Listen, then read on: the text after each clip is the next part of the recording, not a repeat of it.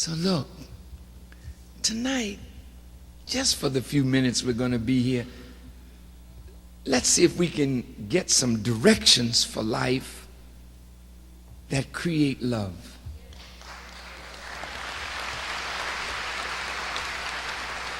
The first thing I want to talk to you about is who you are. So you'll have greater expectation. Jesus said, as a man thinketh in his heart, so is he. If somebody can make you think you are nothing, how do you act? Like you think.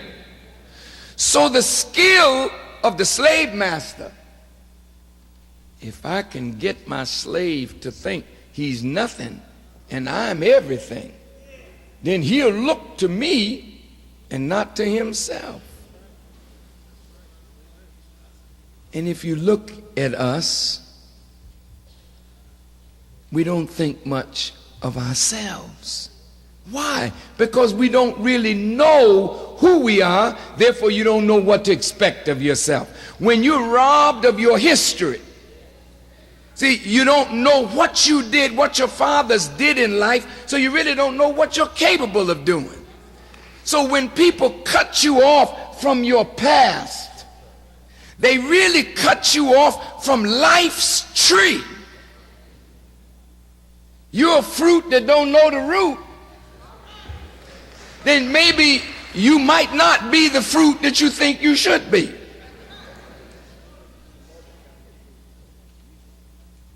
So let's see who we are.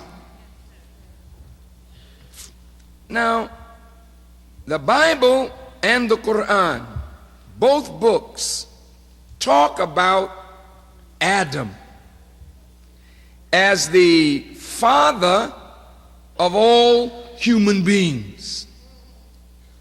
Bible says Adam, Quran says Adam. Well, let's start with him, since that's where it all begins. And God said, let us make man in our image and after our likeness. Stop right there. That's a powerful statement. If you and I are made in the image and the likeness of God, then when I look at you, who am I looking at? Oh, I want you to think before you talk now. I'm going to say it slower. If you are made in the image and the likeness of God, when I'm looking at you, who am I looking at? Now, how does Jesus square with that? Would Jesus say, Farrakhan, don't mislead these people any further. You know doggone well you ain't looking at God when you look at them. Jesus wouldn't say that. Jesus said, how can you love God whom you have never seen? Oh, it's in the scriptures. And hate your brother whom you see every day. Now check this out.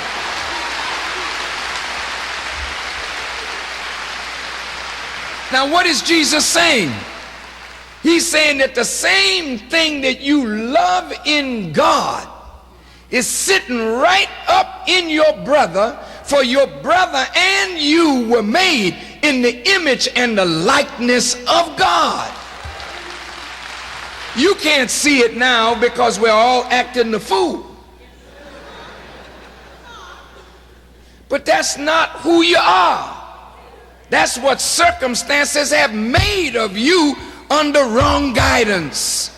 But if you were rightly guided, you would manifest God so that when I see you, I would see God.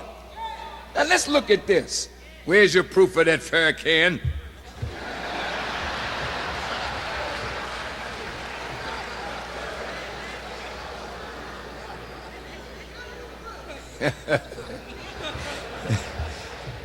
Jesus said, when the disciples asked him, Master, when were you hungry and we fed you not? When were you naked and we clothed you not? When were you out of doors and we gave you not shelter? When were you sick and in prison and we ministered not unto you? Then Jesus said, inasmuch as you have not done it unto the least of these, my brethren, you have not done it also unto me. He took the least and made him his brother. Whoa. Whoa, look at this now. You mean you the brother of Jesus? You have to be. When they said, Master, teach us how to pray, he said, pray on this wise, our Father. Wait, now let's stop right there. Stop right there. He's telling you, my Father is your Father. You are not the children of a lesser God. The same Father that fathered my life fathered your life. So how in the world can you not have respect for yourself when you are the brother of Jesus?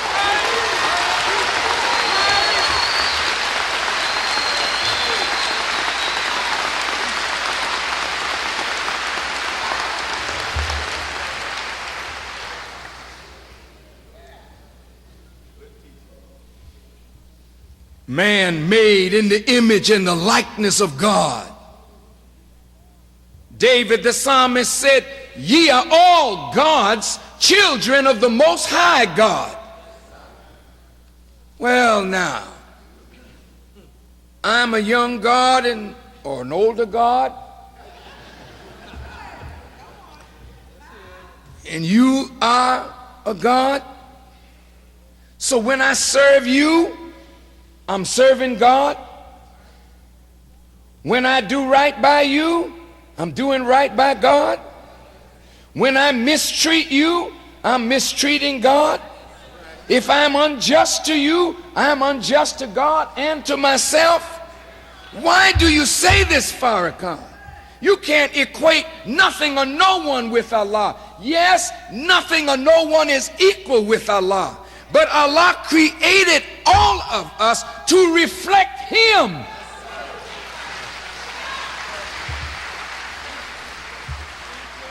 Otherwise, how can you wear Allah's name? What justifies you to be Muhammad, Hassan, Hussein, Kareem? These are the names of God. Well, why should you wear a name of God if you can't reflect that attribute in your life? God don't make you to reflect less. Man and woman is above everything in creation. You are greater than the sun, greater than the moon, greater than the stars. They live longer, but they can't think.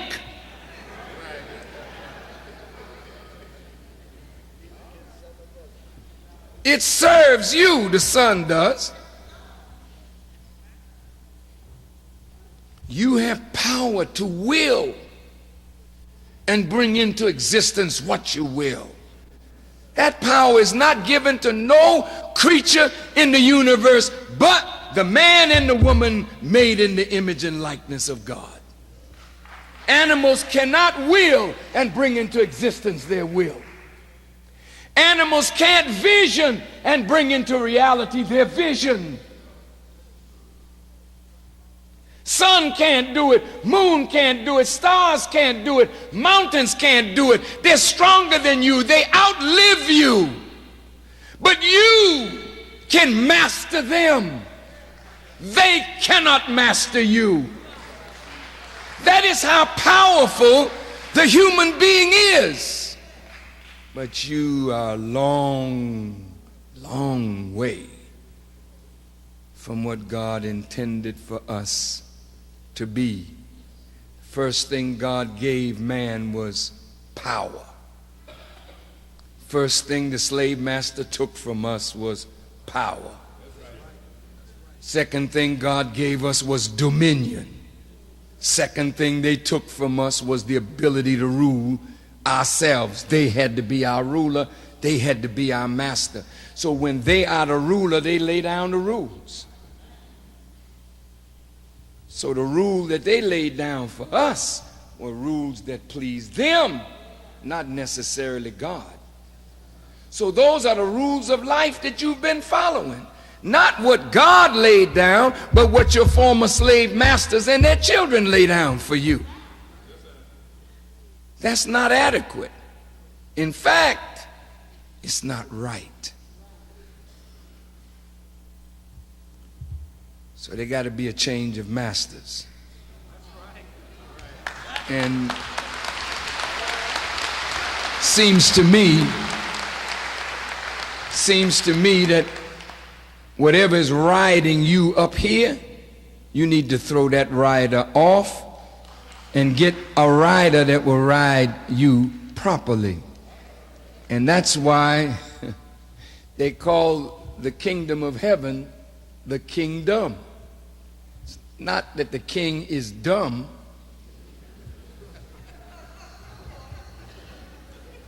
But the D-O-M part of it represents the dome. The king is in the dome. The dome is here. If the king in your dome is God, then you govern your body and everything around you by the rules and laws of the king that's sitting on the throne in your dome. But if your slave master is sitting up in your dome as the king in your house, no wonder you acting like such a fool. He's miseducating you. You just got the wrong stuff up here. So we got to overthrow this government and replace it with good government. This is why Jesus said, I am the good shepherd. And if the good shepherd is the king in your house, then you don't need a leader. You got one.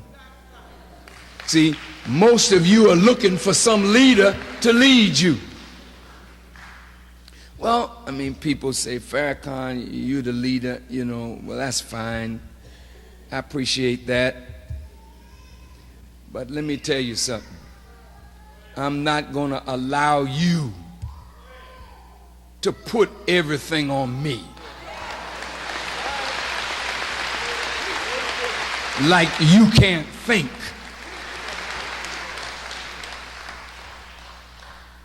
He was saying, Farrakhan is my leader. It's okay. I mean, if you can't do any better, I mean, it's all right. I'll do the best I can. I'll do the best I can. But real leadership never makes people dependent on them. Real leadership forces the people to grow so that they don't have to depend on nobody but themselves and God.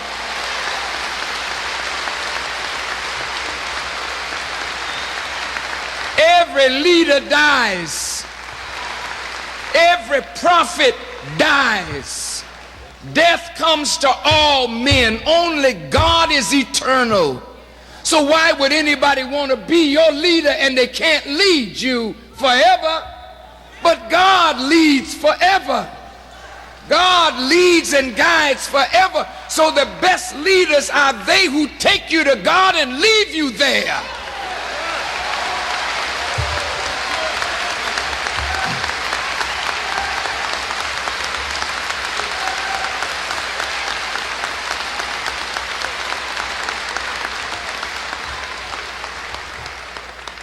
Good leaders don't want people worshiping them. Good leaders know that only God is worthy of worship. Good leaders know that the imperfect should never be worshiped. only the perfect should be worshiped. So the good leader gets out of the way so you can see the perfect. See, but believe me, when we are vain, self-seeking, egotistical, self-aggrandizing, then we want people to look to us. And this is what happens when the leader dies. The people go off. Oh, my leader is gone. No, your leader is never gone if the Lord is your shepherd.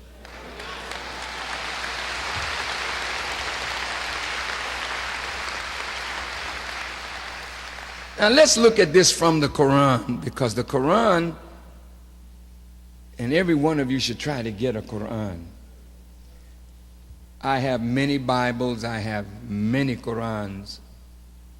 I read both. Some of my Muslim brothers will say, well, Brother Farrakhan, you don't need to read the Bible, just stick with the Quran. I say, yeah, brother, but you don't have my assignment. You know.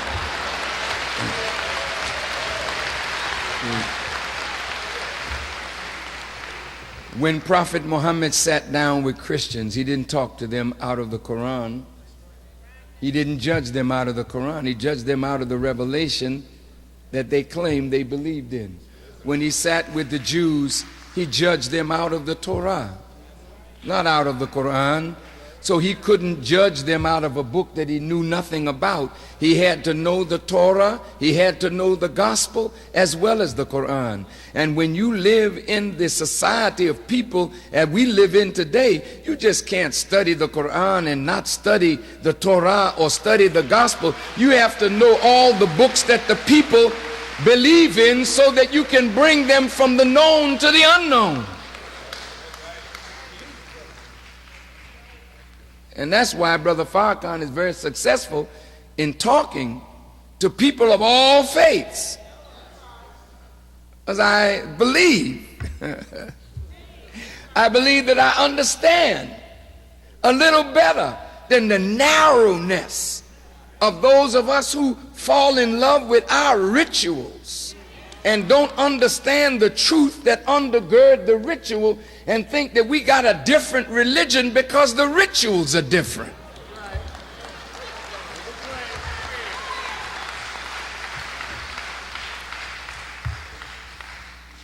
So I want to look at this, who you are from the Quran, because when I get finished tonight, which won't be long from now, I want you to see your ability to overcome anything that is in your path.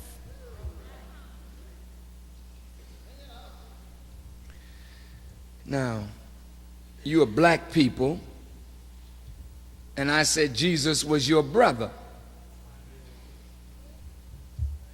See, what they don't tell you in American racist society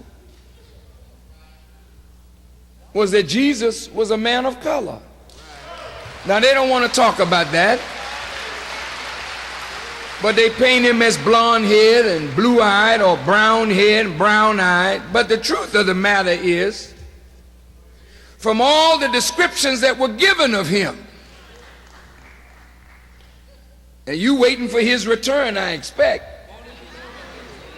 how you gonna recognize him? A dude come down with blonde hair and blue eyes, long dress, say, I'm he.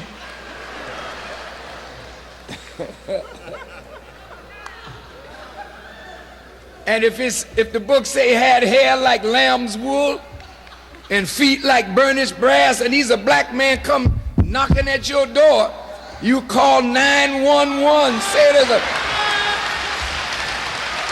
there's a Negro at my door talking about he's Jesus.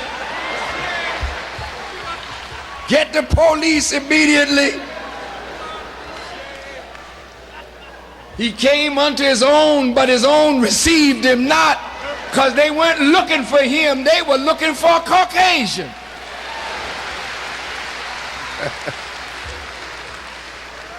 You say, well, his color don't make any difference. You're right. But evidently it made a difference to you. Since you painted him white, why didn't you leave him like it was? Then maybe you would have had more respect for black people since your savior is white or black.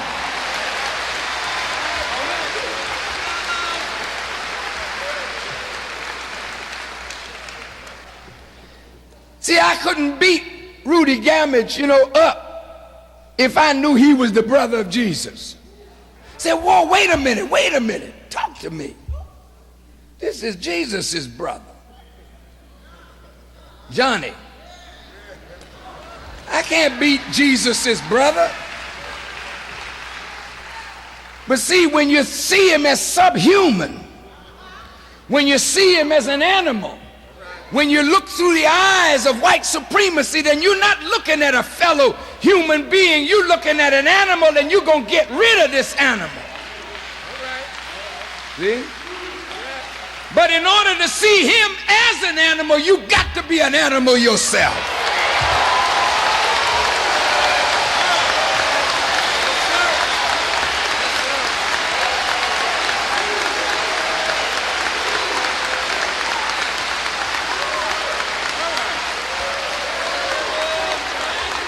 See, this is why today America needs a doctor, because America is sick as hell and the people in America are sick. You need a doctor, not a doctor to work on your body, but a doctor to work on the heads of America. That's it. Now let's look at it from the Quran.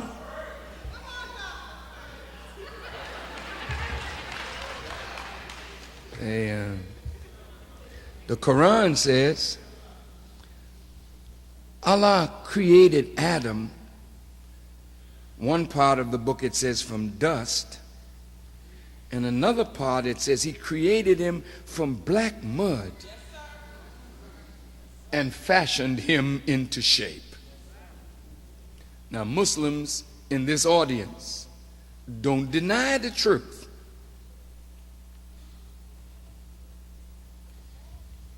He's the father of all human beings.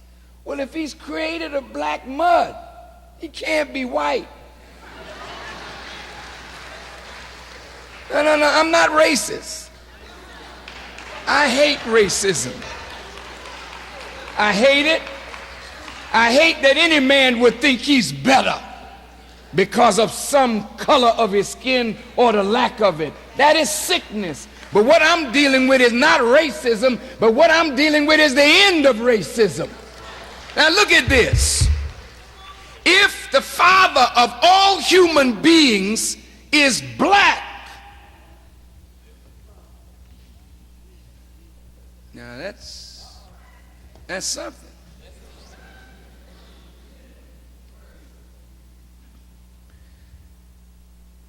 Well, you should honor your father and honor your mother. Now the scholars of white America, the anthropologists, the historians, the geneticists agree with the Quran. The geneticist says light skin is recessive, meaning weak. Dark skin is dominant, meaning strong. That's what they say.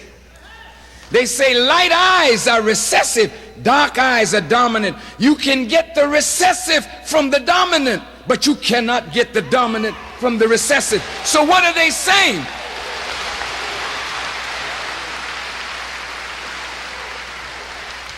They're saying that light-skinned people, you can have babies, but you can't produce that black one. The lighter you are, the less black is in there. So two white people can't produce yellow, much less brown or black. But the black man,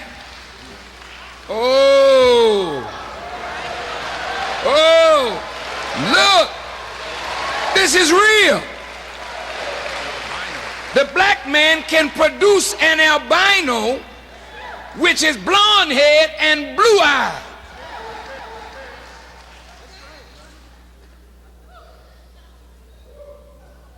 So, who is the original man? See? All right, let's look at this. Elijah Muhammad said, the original man is the Asiatic black man, the maker, the owner, the cream of the planet Earth, the God of the universe. Now let's see if that's true. I just want to talk to you about who you are. And I'm going right in the Quran. I'm going to bring it right out of the Quran. So you're not going to say I'm preaching some racist stuff.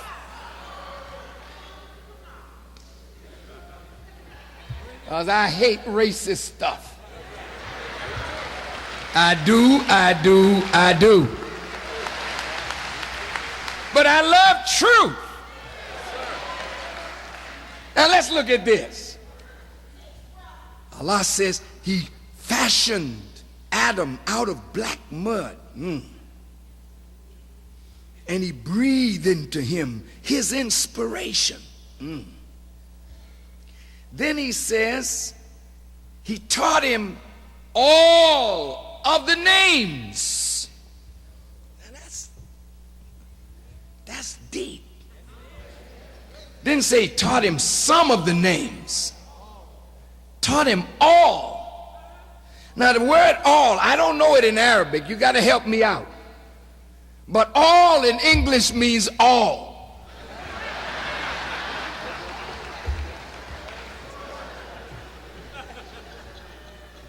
Now, look at this. Wait. Look at this. The Quran teaches if all of the trees were as pens and all of the seas with 7 seas added to them were as ink, you could never exhaust the words of Allah. Then it says in the Quran, everything that Allah created is a word. And everything that he created has a name. So if he taught Adam all of the names, he just didn't say, this is grass, this is a peanut, this is a grapefruit.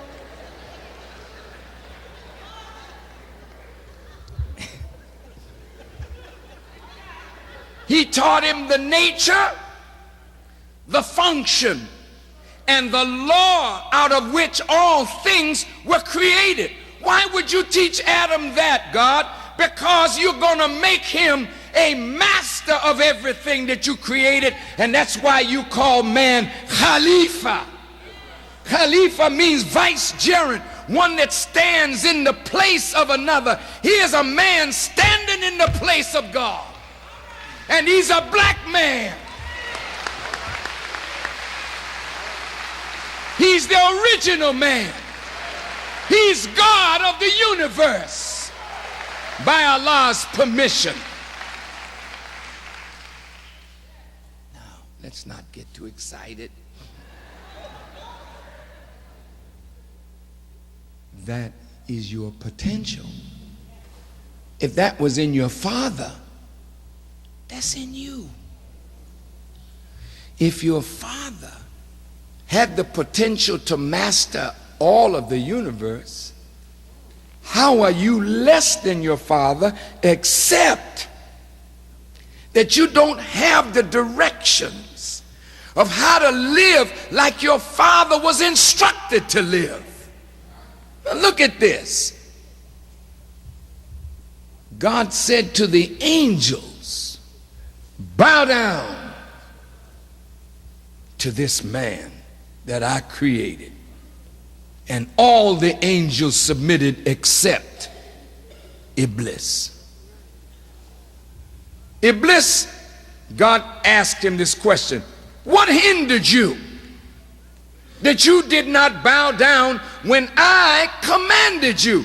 Iblis's answer, I'm better than he is, for I am made of fire while he is made of dust or black mud. See, now when you start arrogating to yourself that you are better than somebody else and negating because of your thinking God's instruction, and look at what happened.